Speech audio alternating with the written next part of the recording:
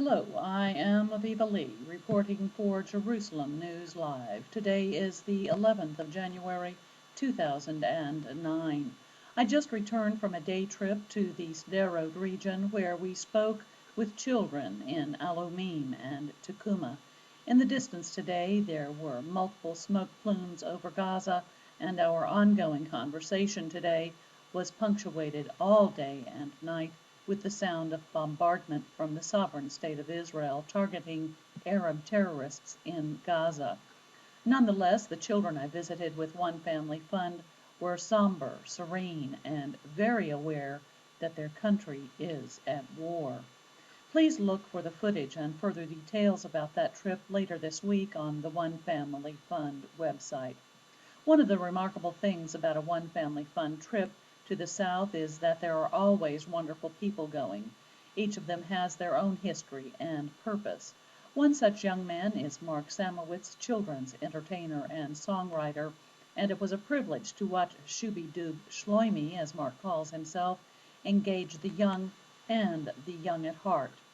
Now that we are back in Jerusalem, we have looked at the Prime Minister's cabinet communique of today, and during these times, most every cabinet communique is worth reading in full. This communique is no exception.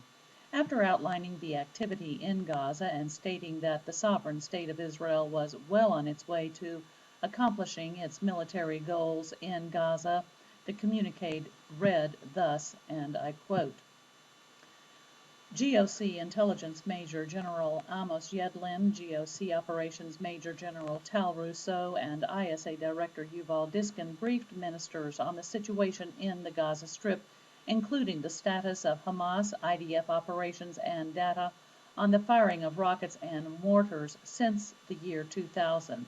Education Minister Yuli Tamir briefed ministers on the issue of schools in the southern communities. Prime Minister Olmert made the following remarks.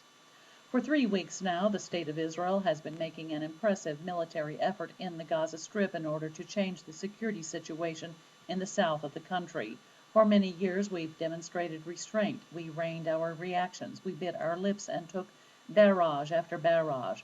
No country in the world, not even those who preach morality to us, would have shown similar patience and self-control. At the end of the day, the sense of responsibility and the obligation to defend our citizens after endless warnings led us to the unavoidable decision to defend our children and our residents whose lives have become intolerable. We knew in advance that this struggle would be neither easy nor simple. We did not delude ourselves that what seemed natural, clear, and self-evident for any other country would be received with a proper measure of agreement given that the State of Israel is involved. This did not impair and does not impair our determination to defend our residents. We have never agreed that someone should decide for us if we are allowed to strike at those who bomb kindergartens and schools, and we will never agree to this in the future. No decision, present or future, will deny us our basic right to defend the residents of Israel. I must note that UN Security Council Resolution 1860 also sharply rules out continued attacks directed against civilians and does not forbid urgent action against them. Until now, we have made impressive achievements in the operation being conducted against the terrorist organizations in Gaza. They are the result of the courage, determination, and sacrifice of IDF fighters and commanders, from IDF Chief of Staff Lieutenant General Gabi Ashkenazi to the soldiers now fighting terrorists somewhere in the Gaza Strip. To this must be added the exemplary and decisive contribution of the anonymous fighters of the ISA and ISA Director Yuval Diskin. This is the time to translate our accomplishments into attaining our goals. Israel is nearing the goals that it set for itself. However, further patience, determination, and effort are necessary in order to achieve those goals in a way that will change the security reality in the South, so that our citizens will be able to feel long-term security and stability. We must not, at the last minute, lose what has been achieved in an unprecedented national effort that restored the spirit of unity to the nation. The Israeli public, especially the residents of the South, have the requisite patience and willingness. so does the government." End quote. Now, if the world wants to see evidence concerning Hamas activities in schools, there is also newly released footage of a school and zoo in Zaytun, which were rigged with explosives by terror operatives. This is in stark contrast to the actions of Israel concerning the schools here.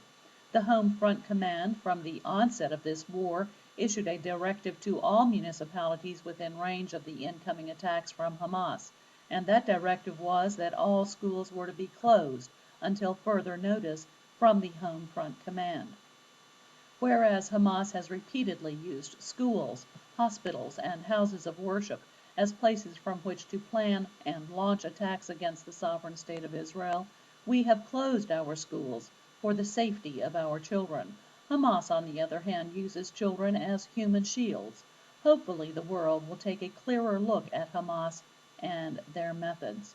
But hopefully, if the world ignores Hamas, our government here will stay on the path to finishing Hamas in the Gaza Strip.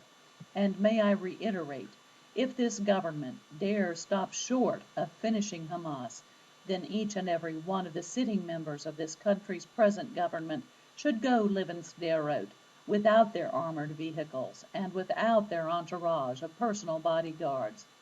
And that concludes this segment. I am Aviva Lee, reporting for Jerusalem News Live. Thank you, and shalom. May the Almighty help this present inhabited world.